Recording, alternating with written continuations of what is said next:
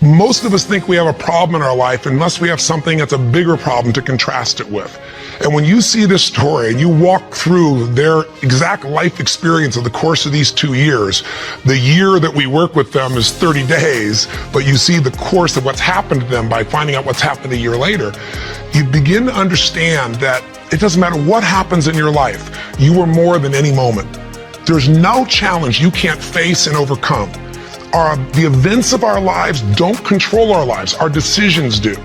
And so I figured if we could take a couple that has faced this big a challenge and be able to break through, then you could look whatever's in your life and make it happen. It's kind of like, if I wanted to show you that if you could face your biggest fear, your smaller fears kind of drop aside.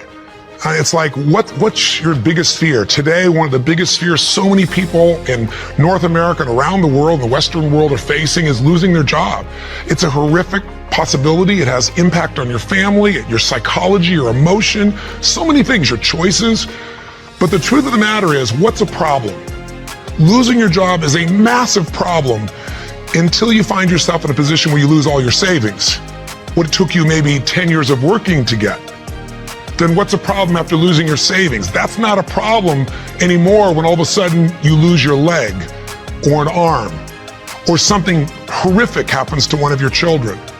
That's not a problem when someone tells you all of a sudden that you have terminal cancer. And I've had those moments where somebody says you've got that tumor in your brain and we don't know what it means. Those moments take your other problems and make them disappear. And you know what's interesting? When you ask most people in North America, what's the greatest thing that could ever happen to you? Give them 10 seconds. It's been done over and over again. First 10 seconds, what comes to your mind? What's the best thing that could ever happen in your life? The majority of people in North America say what? Can you guess? Winning the lottery. And many of them say winning a $100 million lottery, $200 million lottery. That's what's going to make their quality of life extraordinary.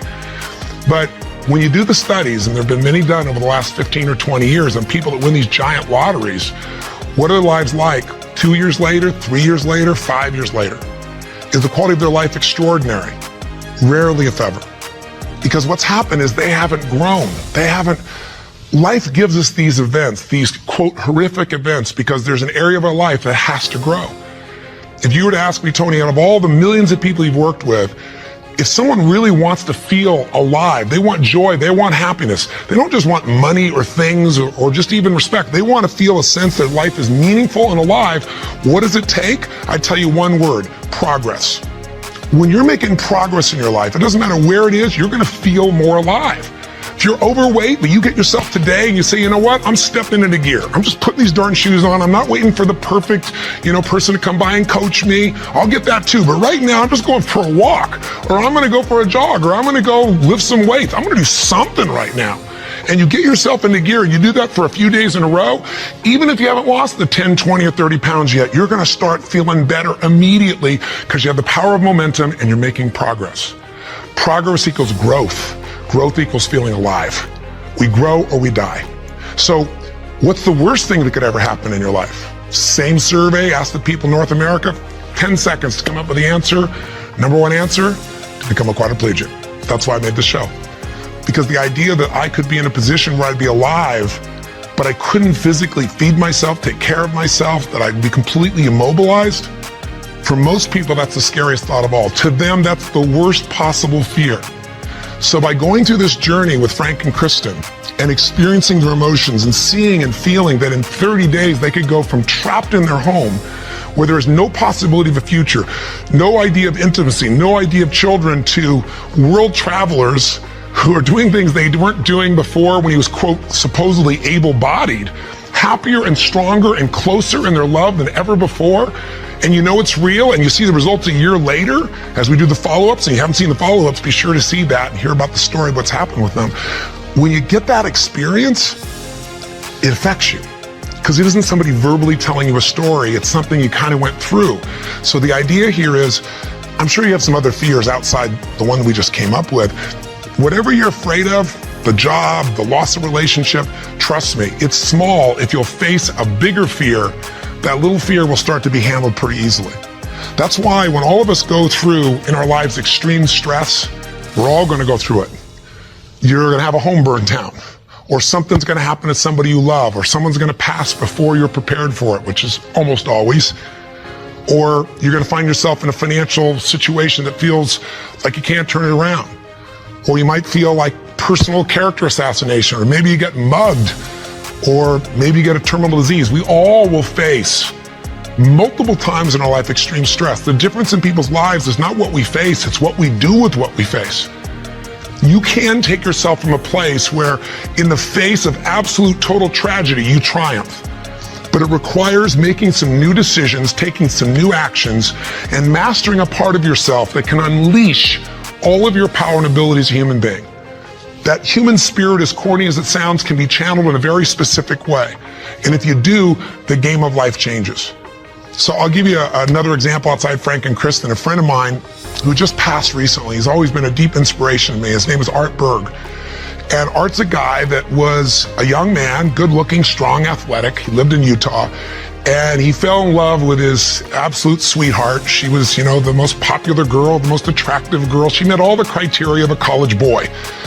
And his buddy and he are driving across the state to go to where he's going to get married. And he falls asleep in the back seat while his best friend is driving.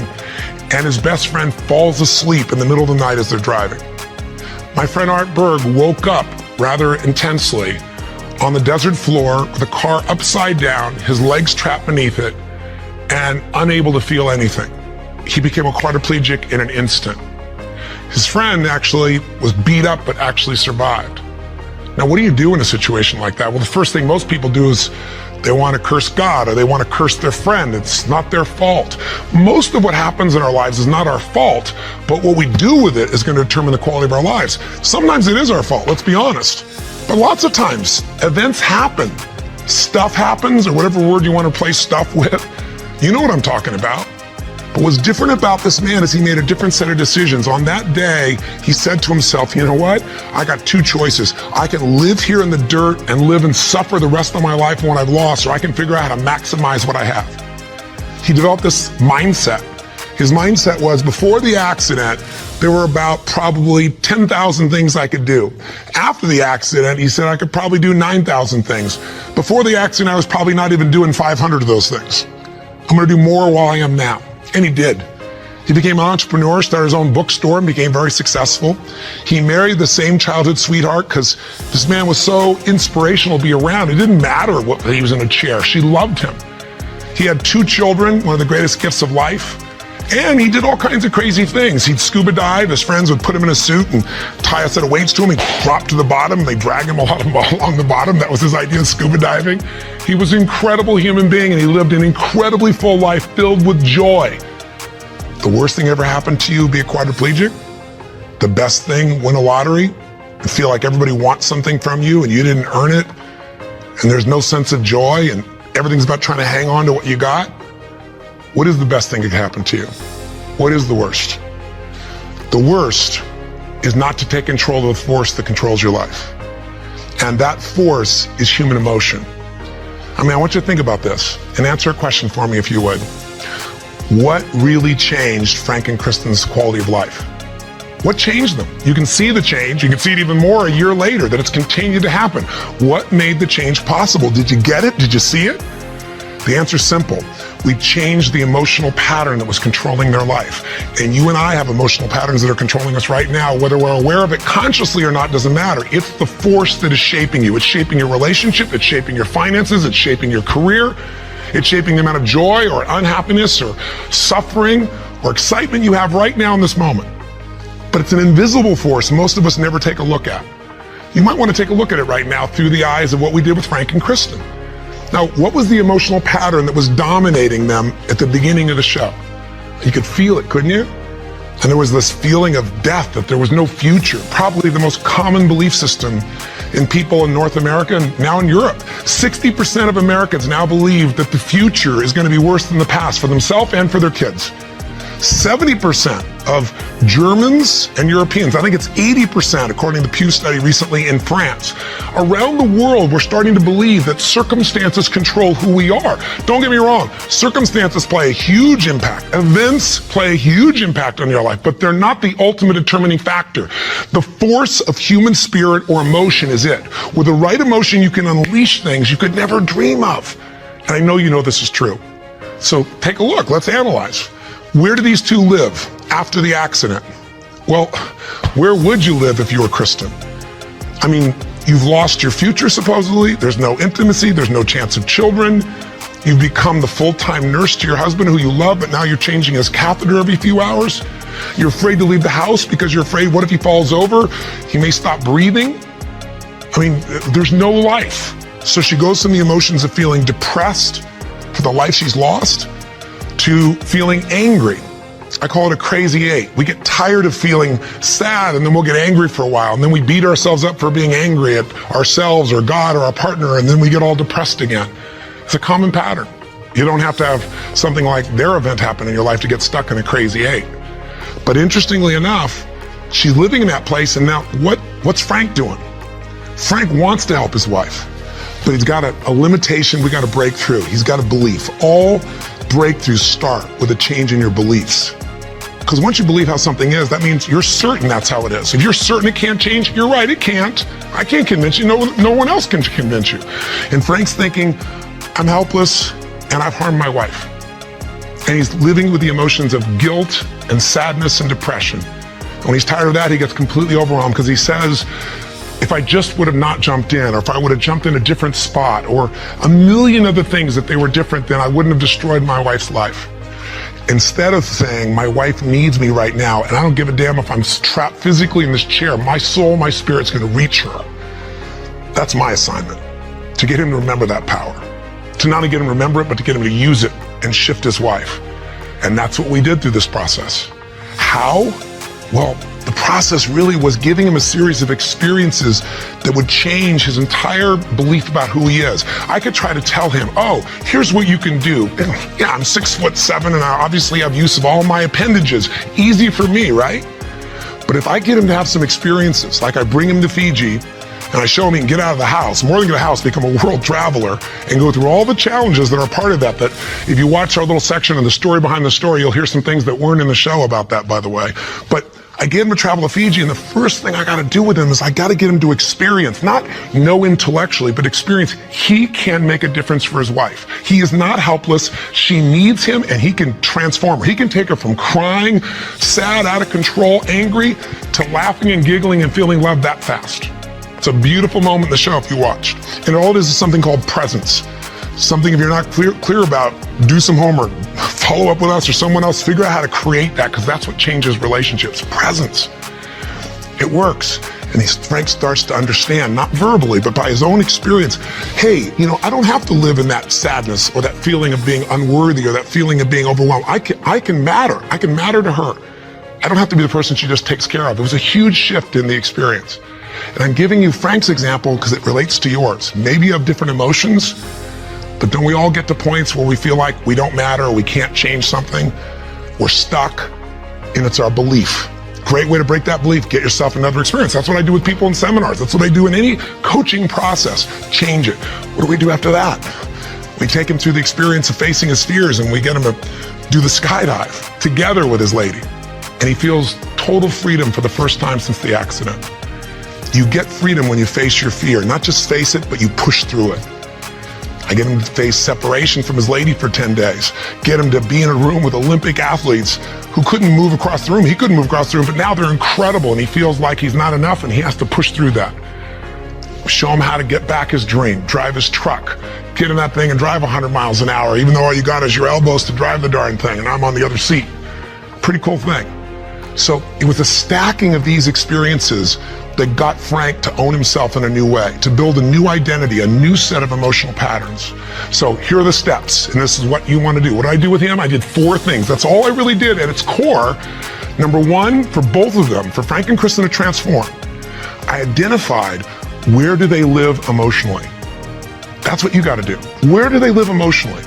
Well, we just described where they live. Depression, anger on one side, feeling guilty, feeling overwhelmed, feeling sad on the other. There's no way they can change their life with that as the emotional fuel to get you to take action. You're not going to take action. There's not enough intensity to get you to get through the obstacles or the tragedies or the challenges. Once you see what the pattern is and you tell yourself the truth, this is where I'm living, step 2 I did with them, is I identified what's the antidote. So if fear is what's controlling things right now, we need an antidote called courage. Now, courage doesn't mean that you're not scared. Courage just simply means that you're scared to death, but you do it anyway. It's an emotional muscle. It doesn't feel good. You just exercise it. That's what courage is. I mean, everybody you know has different emotional patterns. And it may be hard to see it in yourself, but I bet you know it in other people. I mean, come on. Don't you know somebody who lives every day and they're angry all the time, or they're pissed off, or they're frustrated, or they're worried all the time? I mean, haven't you met people at different times who, don't you know somebody that's always kind of playful or crazy or cracking jokes? Better yet, do you know somebody who's not really funny, but they think they are? And they tell a stupid joke and everything else. It's not even funny, but they crack themselves up so much that you find yourself cracking up, right? I mean, people have patterns. The question is, what's yours? See, if you can identify the patterns in other people, you can start to see them in yourself as well. And you know what we all do? We all find a way to try to get what I call home. Home is, I noticed after 9/11, I'm with 2,000 plus people from, I think it was 45 countries. I was in Hawaii. The accidents happened, the tragedy happened, you know, the attacks happened, and we got the information at 3 o'clock in the morning in Hawaii, and we had, you know, 100 plus people, 200 people that were from New York, many of which, you know, worked and had offices and friends in the towers, and all their friends died or their whole company disappeared. And I had to bring these people in from all these countries with different religions, different backgrounds, different belief systems. Some people were celebrating, other people were crying and saying it was the end times. It was unbelievable. I noticed all this emotion around me. And the biggest thing to put them all together is I had to say, what's really going on here? And I noticed angry people got angry. Sad people got sad. Guilty people, a nurse, she was guilty, she wasn't there helping people, but she's always guilty. The angry lady's always angry. We all have a home. Many of the people didn't live in the United States, didn't know anyone in New York City, and they were yet angry, guilty, or sad. Why? They weren't angry, guilty, or sad about the 3,000 people a day that die of cancer and heart disease. They're all mothers, fathers, children. I pointed out that day. You can't be convenient with your compassion, and yet most of us are. We're unaware that we use events as a trigger to get home, back to the patterns we know, even if it's uncomfortable. So if you identify where you live, emotionally, the patterns are limiting you, the second piece is find the antidote. Courage can replace fear. If you're feeling this unbelievable feeling of overwhelm, you need love or support. And not just go get it, go give it. See, finding that antidote starts to change the game. And then after you identify it, you find the antidote. Number 3 is you got to practice that emotion. I know that sounds weird. I'll explain what I mean in a moment. But you got to do that emotion enough consciously that you can go from frustrated or depressed to determined. And you know how to shift that gear, and it's not fake, it's not some pump up, it's real. And it changes your life when you can do that like that. And it's a biochemical change. It's not some, I'm happy, positive thinking BS. That's not what I teach. I'm not here to tell you, go to your garden and chant, there's no weeds. I'm here to say, there's the weed, go pull it out. But you're not gonna pull it out without determination, without passion, without commitment. Am I making sense? So if you know the pattern, if you find the antidote, if you practice it enough, and then the final step, you condition it. You practice enough that you can just automatically go into it. That's when your life changes. So what are you going to do as your assignment for this week to take this little 10-minute, rant I'm giving you and convert it into a massive, measurable increase in the quality of your life? I can't do that for you. You can do it for yourself if you do what I tell you. Here's what you're going to do. Step 1, and this will be on the web as well. Step 1, you got to identify where you live. So where do you live? Where do you live emotionally? You personally, just like we did with Frank and Kristen. There are thousands of emotions. There's 4,000 words in the English language, I should say, for different individual emotions. I did the research on it years ago. I'm gonna have you take out a piece of paper, pen, take out your notebook, computer, get a page. On one side, one column, write all the emotions that you experience at least once a week that empower you in some way. Love, passion, excitement, creativity, whatever it is. Peace, determination, I don't know, what are yours? I want you to write the emotions, though, you don't experience once in a while. The ones you experience at least once a week in a powerful way and really feel it. Not an emotion you feel once every blue moon. On the other side of that page, or if you do it on our little application or wherever we put it here, the other side I want you to write all the negative emotions, or to be more fair, all emotions can be positive if you use them, all the disempowering emotions. the ones that tend to put you in a state where you don't follow through. And I want you on that side to write all of them and do it simultaneously. Just keep making your list. What are the emotions I go into that mess me up, like feeling frustrated or overwhelmed or lost or alone or depressed or pissed off and rageful, whatever it is you go. And again, not emotions you experience once in a while, the ones you experience at least once a week. So make a list of all the emotions you experience at least once a week, ones that empower you, ones that disempower you on the list. That's step one. That's identifying where you live. And circle the top 2 out of the whole list that you experience most often that are empowering, and the top 2 you experience most often that are disempowering. That'll be step 1. Now, I'm trying to explain it to you here, it'll be right in front of you as well, so if you forget what I'm saying, it's gonna be on the little checklist. But I want you to know what I mean. Step 2, let's identify the solution. So you look at your list, and you see on the disempowering list, I got sadness and depression, or I got feeling lonely, or I've got feeling rage and anger, or I got feeling fear.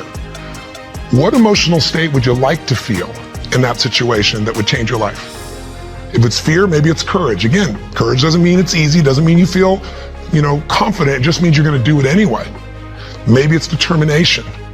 Maybe instead of feeling alone, you feel loving and you go give to somebody else. What's the antidote? What's an emotional pattern that if you live that, it would change the game? Is it faith? Is it passion? Is it courage? Is it playfulness? You're taking things just too damn seriously. You've forgotten perspective. Go watch the show again. See if you really have a problem. See if your problems are as challenging as the people you just saw who transformed their tragedy into something tremendous, something beautiful, something magnificent, something meaningful, something that can even help other people that are watching. That's the beauty. So that's the second step. What's the antidote? Come up with your antidote emotion. Step 3 is you gotta practice that emotion. Now I know that sounds silly, stupid, kind of weird.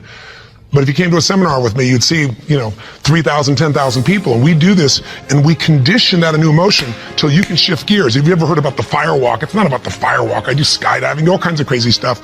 It's a metaphor for how do I go from afraid, fire's metaphor for whatever you don't follow through on your life, whatever holds you back, to snapping and going to a state of mind where I just move through. It's not this big mind over matter thing, it's mind over emotion. It's shifting. And when you learn how to go from scared to determined in action, what can't you do in your life? So we show you how to do that. But for right now, I'll give you just a quick example. Understand that emotion is really created by motion, by the way you use your body. So quick example, real quick. Imagine a time when you know someone who's depressed or you were depressed. If you ever felt that way, I'm sure you have at some time. And think about what you do with your body. When somebody's depressed, do they get all excited, talk faster, gesture? No. Everything kind of slows down, doesn't it? What happens to your shoulders? They drop. Where's your head when you're depressed? It drops. Where's your breathing? Full or shallow? It becomes shallow. You talk loud and fast or slow and quiet? Slow and quiet, more hesitant. Now, emotion is created by motion. You can try and think yourself and I'm happy. But if you go, I'm happy, and your body's like this, nothing's gonna change. We can change our biochemistry by eating, by taking a drug, by smoking a cigarette, because then you take a different breath, you eat food you like, you fill up your tummy and you start to breathe nice. Your whole mental, emotional state changes, doesn't it? So what I'm saying is you don't need the cigarette, you don't actually need the food. You can just physically learn to say, this is what I do when I'm depressed, this is what I do when I'm most determined. There's this gesture I made. I remember one time when I was a kid, or one time I got pissed off and what did I do? I made a gesture, I stood taller, I looked the person in the eye, I spoke with more authority. Now, my idea of passion and determination may be a little over the top for you, and I get it. I'm a crazy mofo and I'm a passionate human being, but you can do your version. What do you do when you're really feeling something like determined? What do you do when you are passionate? With your face, with your voice, with your body. Just practice and make a contrast. Here's what I do when I'm sad. Here's what I do when I feel loved. Here's what I do when I'm worried. Here's what I do when I'm determined. That's what I mean by practice. And I'd love to have you in an event, but I'm trying to give this to you so you can do it right now, and you can. And maybe this would be helpful to do with friends so they can give you feedback and say, here's what you do. I see you do this when you're really strong. I see you do that when you're kind of weak. That's the third step. Practice. Now, what's the assignment? Figure out your emotions. Where do you live? Positive, negative. What are the big primary antidotes? What emotions do you need? practice the emotions you need so you can go into them a few times. Sounds a little weird, but if you do it, you'll see it's actually quite fun. Feels powerful. Maybe do it with a friend. That's the easy way to do it. And condition it. And that means take the next 3 days, do this 3 times. Figure out the difference and shift from not sure, worried to determined. From overwhelmed, I don't know what to do, to focused. And you just deliberately, physically make the change from one to the other. 3 times for 3 days. If you're bold, do it for 7. But if you do this 3 or 4 times a day for 3 to 7 days, you'll start to get a pattern in your body.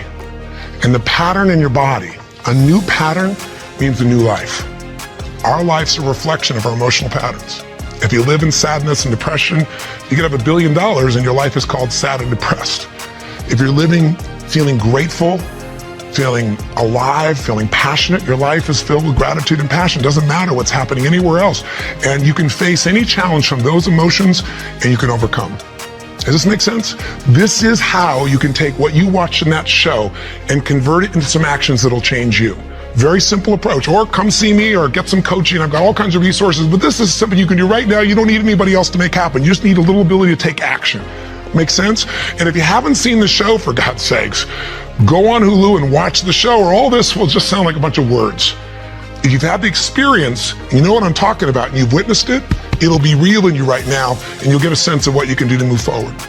And if you can't find it on Hulu, once again, send us a little email, and we'll make sure we find a way for you to be able to observe or experience the show directly.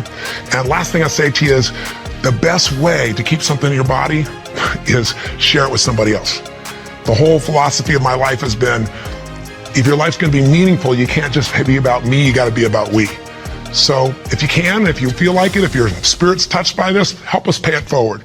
Share this with your friends. You can share the clip of our show. You can share this little section. We got all kinds of ways. Just take the clip and send it. And we even have a way you can push a button once again and send it virally to everybody. Everybody who's on your email list. We'd love it if that works for you. If you don't, we're totally respectful of that. But in the end, I can promise you one thing. If you will do this, if you'll discover your current emotional pattern and you'll change it through a little bit of practice over and over again, you will change the quality of your life no matter what you're facing. Make sense? Thanks for taking the time. I hope this was close to 10 minutes. I went a little crazy, but it's really just designed to try to really serve you.